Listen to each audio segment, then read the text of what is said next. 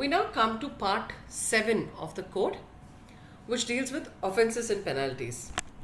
It's a we're very habitually sort of habituated to not reading offences and penalties in any act, because we say, okay, those are very procedural, very procedural parts of the law which may come up then and there. But for this exam, it appears that these offences and penalties are fairly important. It looks very unwieldy, but don't get psyched. It's a very simple method. So what you do is you first take a sheet of paper and you make the following columns: section, subclause, or rather section, subsection, clause, description of the offence, fourth column, fifth column, who has committed the offence, sixth column, number of years or period, seventh column is the amount. Okay. So first I'll tell you, and you also have to remember 184. That's not negotiable. You have to remember 184. So you please write 184 subsection 1. So this is the first process, which is where there is an application related issue, where if a debtor or a creditor provides information which is false in any application. So it's false information in an application in the fourth column. By who? By the debtor or the creditor. It's the first section and the first offence. So write 1 year. Amount up to 5 lakhs. Then you go to subsection 2, where a creditor promises to vote in favor of the repayment plan dishonestly by accepting any money, property or security. This is the second offence. So just say creditor fraudulently voting on a resolution. So dishonest. You can use the term dishonestly voting on a repayment plan. Here, who is committing the offence? Only the creditor. Okay. This is the second section, 184.1, 184.2. So put 2 years. Okay. And here there is a certain significant yardstick. The penalty is 3 times the amount or its equivalent of money, property or security. So put 3 into X, and if it's not quantified, it is 5 lakhs. So just write 3x and 5 lakhs. So we finished 184, which is 1 to 5 lakhs, 184 2, okay, which is 2 years, and 3x restricted to 5 lakhs. Then you leave a lot of space for, no, the next section is 185. So we discussed debtor and creditor in the first one. We discussed creditor. What's the third one? That's an IP. IP is the smallest link in the chain, as in, not treated very harshly for penalties. So here, any contravention by an IP. So what does the section read? 185 reads, any professional deliberately contravenes. Smallest punishment here is 6 lakhs.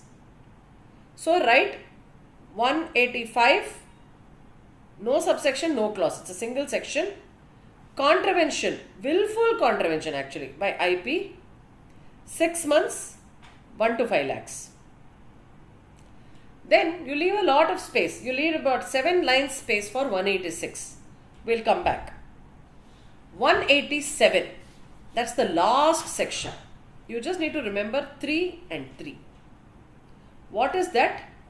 Where a bankruptcy trustee has fraudulently misapplied, retained or accounted for any money or property, or willfully acted in a manner and has suffered any loss, that the estate has suffered a loss, he shall be punishable with a fine, imprisonment which may extend up to 3 years, or a penalty which is 3 times the loss caused or likely to have been caused. There again, if it cannot be quantified, it is 5 lakhs. Okay. So just say bankruptcy trustee fraudulently, willfully creates loss for the estate, or he has retained or accounted or any money property comprised in the estate, then it is 3 years and 3 times restricted to 5 lakhs. Wherever this 3 time comes, it is restricted to 5 lakhs. So we finished 184.1, which is debtor and creditor, 184.2, which is only the creditor, 185, which is the IP, 187, which again was the BT, bankruptcy trustee. Now you come to 186. 186 has 6 subclauses. Okay, it's A, B, C, D, E, F.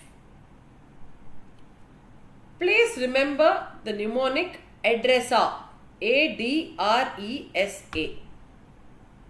Okay, so A, and please remember ADRESA and 616621. Okay, there are other methods of remembering. This is my method. So A is actually false representation or willfully omits or conceals any material information while making an application. So it is A. It is 6 months, 5 lakhs. Okay, up to 5 lakhs. Second is D, for document, where he fraudulently has failed to provide or deliberately withholds the production or falsifies or alters books of accounts, financial information, other record. So all this pertains to document fraud, falsification, not providing. Okay, 1 year, 5 lakhs. The third is, we finished A, we finished D. The third is R, where he fails to comply with the restrictions under 140 or 141. 6 months and 5 lakhs. I'll leave you to read the section yourself. And again E. I use the term E for estate, where a BT has failed to deliver the possession of any property comprised in the estate of the bankrupt. Again it is 6 months and 5 lakhs. Then you go to E. ADRES. Point number 5 is S, where he has failed to omit without any responsible cause or a substantial part of his property. So you please remember S for substantial property. Comprised, which is 12 months before the filing.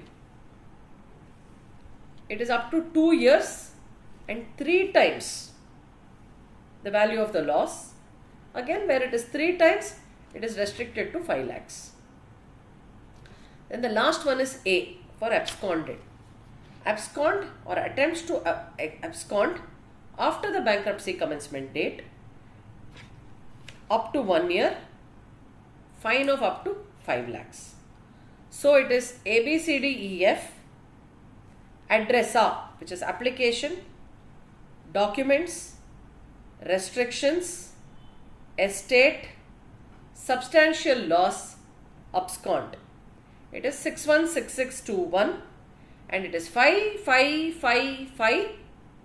3 times the loss or the gain and 5 lakhs. If you need this schedule which I have prepared,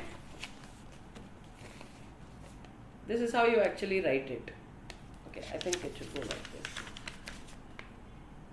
No, like this. It's showing a mirror image. But please mail me on sripriya@spk.in. I'll share the schedule with you. Thank you. So with this, we come to the end of the part 3, right? And we finished chapter 7. And with this, we conclude this segment on individuals and partnerships, which is perhaps the more difficult part, in my opinion, compared to the other parts. Thank you.